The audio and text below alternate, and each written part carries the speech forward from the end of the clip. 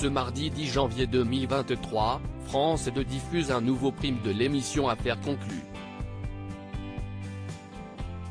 À l'occasion d'une conférence de presse, Sophie Davant nous a fait quelques révélations sur cette soirée. Les primes d'affaires conclues se suivent. Et ne se ressemblent pas.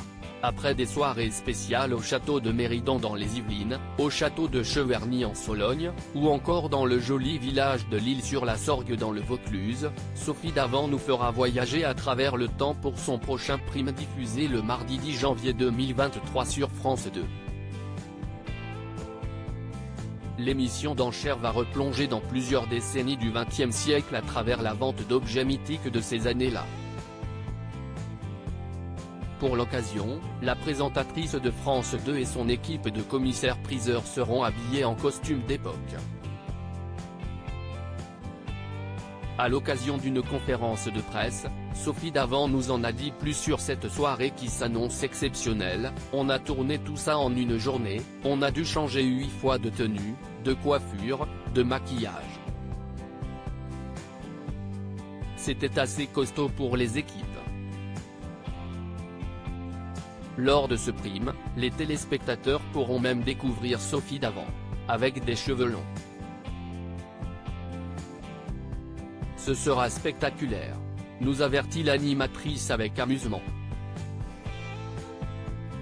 Affaires conclues, une concurrence féroce entre les acheteurs. Autre nouveauté de ce prochain numéro d'Affaires conclues, 7 des acheteurs récurrents qui participent à l'émission quotidienne devront rivaliser avec 7 autres concurrents qui n'ont jamais participé à l'émission. Ils seront redoutables et vont donner du fil à retordre à nos acheteurs, dévoile l'ancienne présentatrice de Toute une histoire.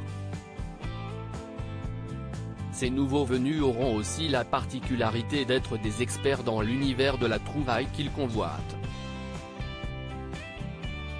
Il y a notamment un objet extrêmement particulier de l'époque Space-Age. Ce n'est pas l'objet qu'on achète tous les jours, alors il fallait trouver un acheteur pointu qui puisse être intéressé.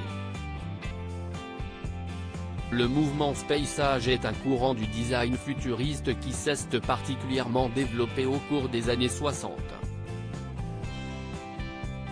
Une robe d'Edith Piaf en vente lors du prochain prime. Si certaines trouvailles risquent de surprendre, l'histoire d'un des objets sera particulièrement exceptionnelle et chargée en émotions. Une robe portée par Edith Piaf lors de 100 représentations à l'Olympia en 1957.